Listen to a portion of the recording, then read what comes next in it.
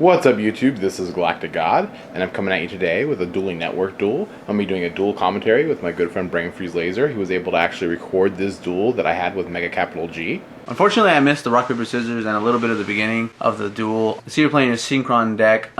What deck did you think that MegaCapitalG was playing?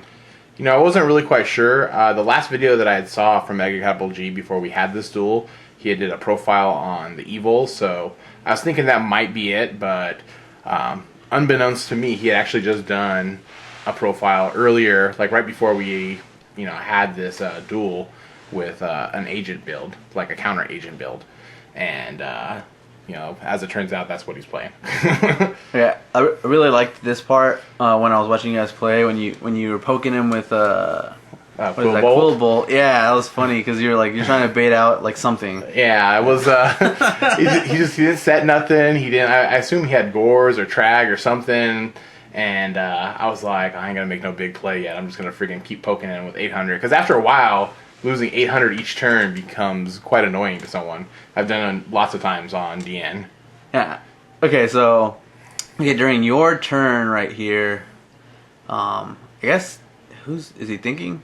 I don't know. I think one of us is obviously thinking. I think he just went. I think he just went and then passed turn. He just set a card, and then it looks like perhaps I guess I'm thinking now. Oh, yeah. Okay. So you're I think I was just considering whether or not I should make a play because I mean he's got 6 cards in hand on 1 on the field, and I'm like the only reason why he probably set that card was so he didn't have to discard. Yeah. And so I'm like he's got to have like some kind of a hand trap in his hand. I mean, mill tuning. Yeah. That's pro milling right there. Yeah. All right. So I was really contemplating, what exactly I wanted to do for my next, if I wanted to go all in and make some kind of play or just keep poking. And I just kept thinking he's got to have something. That's all I could think.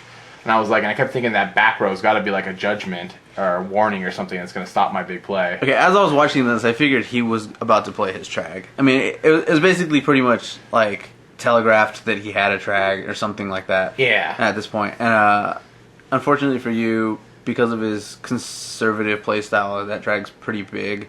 And this right here, his pro set heavy. Yeah, pro set heavy. really angered me because, as you can see, I had a warning down, so I could have stopped that Trag. But I really wanted to wait for him to put something more dangerous than a Tragodia on the field. And at this point, I'm like, oh, this is freaking whack.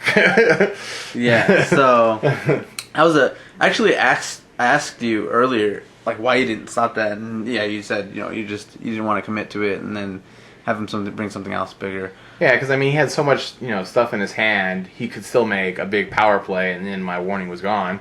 Heavy kind of solved that problem for him anyways, but... Yeah.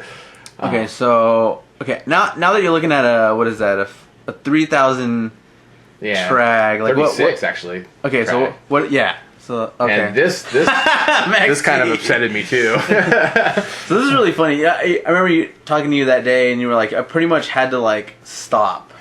Yeah, it wasn't really too much of a debate in my head, because... I really couldn't win. The only reason why you should really keep going if they max you is if you're going to gain some super advantage or go for game.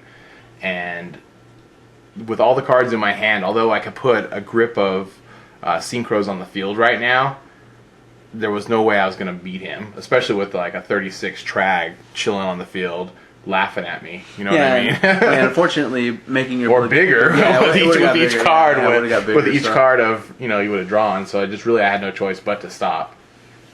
Yeah. And I even say in the commentary, a little side chat too. I was like, you got enough cards in your hand. Then I was like, man. At this point, I still didn't really even know what deck he was playing because I've only seen a Tragodia and a Max C. Yeah. And so, he could have been playing some sort of weird Twilight or anything really. Friggin' Tragodia and Max C can fit into quite a bit of decks. Okay, so how much did you take? It was 29, right? Something like 29. He has 42. Yeah, he's got a grip of points then. Junk Synchron's only 13. Yeah, so, yeah, 29. Okay. So right now I'm sitting pretty low at 27. Although life points, they don't really bother me too much. I can get down to 100, and you can still win with less than 100 life points. Yeah, here's your heavy to stop his. I was still so worried about what his back row. I haven't seen nothing yet. So I was actually laughing because I was thinking that he was gonna play a compulse and shoot my well no shoot his Trag back up. Put Trag back in his hand and put your guy back in your hand. Yeah. And then like set you back a turn.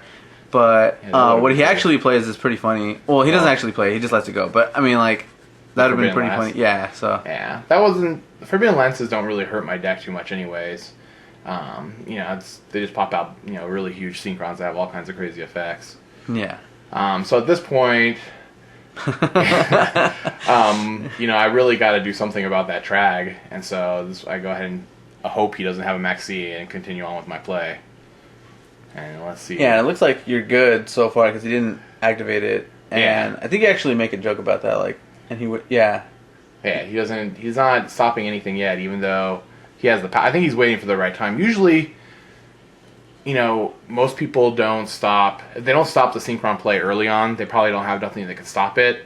But if you're smart, you'll wait till I'm really committed, and then stop something somewhere along the way before I get to my Quasar. At that point, then I have a field of a jumbled mess, kind of, because I don't have Quasar on the field. I just have the components to make it, which I probably won't be able to make the following turn. Yeah, I was really confused when you brought this out because I'm not really super familiar with the Synchron deck, so I had to look at it. And Word Warrior's pretty good. Yeah, he's pretty cool. He works great in this deck. Combo's really good with Unknown, and he's got 3,000 attack too. So I mean, he's pretty hefty. He gets right up there with BLS. So that was pretty cool. That was pretty neat that you brought that out. I'm not sure why he didn't stop the Road Warrior effect right there. So right here I activate Road Warrior's effect. And as you can see later on in the duel, he does have something that's going to stop Road Warrior from getting his effect. So, in hindsight, I'm not really sure why he didn't stop it here, because this would have put me in a really bad spot with a couple Doppel tokens sitting out in the wind in attack mode, you know what I mean? Yeah. It's interesting to see that tech. A lot of people have been playing it. I actually played it in a fairy build that I had tried out like earlier in the week, and it seems, I mean, when it came out, it wasn't really super powerful. Hand traps weren't really played, and I'm just gonna go ahead and Herald of Orange Light is really, yeah, it's the card that you ultimately find out that he has in a little bit.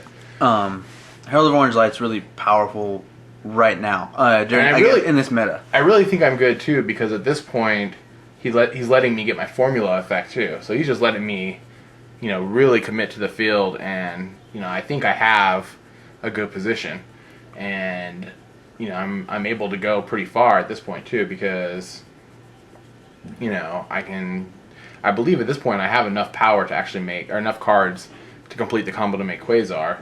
And if you look over at the chat that we're having, I'm like trying to figure out like the best way to go ahead and do this with, and get around his, Trag and everything. So that's essentially what's going on in my mind. I'm just trying to figure out what he's actually got back there, because I'm thinking like, well, maybe I can hit the Trag, and then when I go to hit again, and I'm going to see a friggin' Gores at 4,000 attack plop down and start laughing at me or something, because I still have no idea what he's really playing.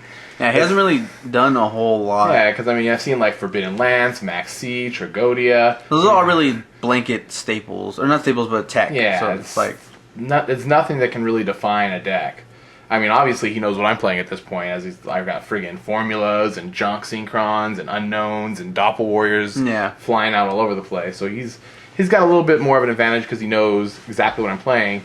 Card-wise, though, we're still looking almost even, really. Because, I got 4 monsters on the field and 4 cards in hand, and he's got a monster on the field with 6 cards in hand. And as you know, about to, bring out Level Eater's effect and sync up once again. Hey, the double tokens are 1-stars, right? Yes. Okay, yeah. So, yeah, when I was watching this, I was like, what are you making? I actually asked you if you were making TG Librarian. I think you said yeah. Yeah, because I can, at this point, I can go for, when I synchro up some more, I'll be able to, get even farther. Get a hand advantage. Yeah, because I haven't normal summoned yet. And so at this point, now I'm like, okay, now I can, really get far. Yeah, there it is. There it is. That's what kind of messed me up right there. So the interesting thing about Herald of Orange Light is that not only does it negate the effect, but it destroys the card as well. So it's kind of cool because, what's really cool about it is you can use it on other hand traps. And for those of you guys kind of wondering how I was going to make Quasar right here, I was going to bring out Junk Synchron, which brings out Formula Synchron, which is one of the key components I would have needed. Then I'd level eat off a Road Warrior, and then make a level 4 Synchro with Junk and Level Eater, and then which would be Armory Arm. And then I'd level eat again off a Road Warrior, making him now level 6. So then I could do Road Warrior with Formula, with Armory Arm to go ahead and bring out Quasar. The whole time drawing off of TG Hyper Librarian's effects. So I should have ended the field with a Librarian, a Quasar, and 5 cards in hand, which would have been pretty nice, if it wasn't for the Herald of Orange Light that MegaCapitalG friggin' dropped on me. Yeah, that was funny. I remember you asking me how do you put tokens on things. I don't normally use like the little token effects and everything, but unfortunately, it's gonna skip ahead a little bit because I had remembered that Capital G had put his deck profile up, and I wanted to see what was in it because I was like, oh yeah, what's in this deck? And I was like, oh wait, I'm recording. So I came back and I saw I happened to catch the Dark Hole right as it destroyed GalacticGod's field. At this point, I'm sitting really bad because now I only have 2 cards in hand and 1 in the back row. And he's got 4 cards in hand as well. And I believe here he's going to try and go for, he's going to try and push for game. Yeah, see, he's removing his light and his dark. And here I'm like, oh my gosh. Okay, so the life points aren't super far off, but you can't take another hit if he were to normal summon something, which he does. So it was like really funny because I was laughing at this point. I was like, wow, what are you gonna do? And we find out that you have a Fiendish Chain. Yeah. So now you're gonna get poked with a Sangan. I don't know, like the MegaCapitalG's like little dots was kind of priceless. Yeah, like, it's really funny. When I was watching, I was laughing super hard. I was like, wow, you just got hit by a Sangan. I only wish that I had like a better play at this point. My cards were such a mismatch now because I was pushing for Quasar because I figured I had it. I was going little by little too to make sure that he wasn't just baiting me out, and he was actually because he hit the right card at the right time. And I mean, he could have hit one probably a little bit earlier, but then I would have still had a bunch of cards in hand and could have made a good push later on too. Yeah, Junk Synchron's pretty versatile. I think. I mean, I think that was probably the smart play for him to stop your Junk Synchron. Yeah. Well, at that point, once I brought Junk Synchron out, the next play was to go right for Quasar. So, which. Then I could have negated Herald of Orange Light with Quasar's effect.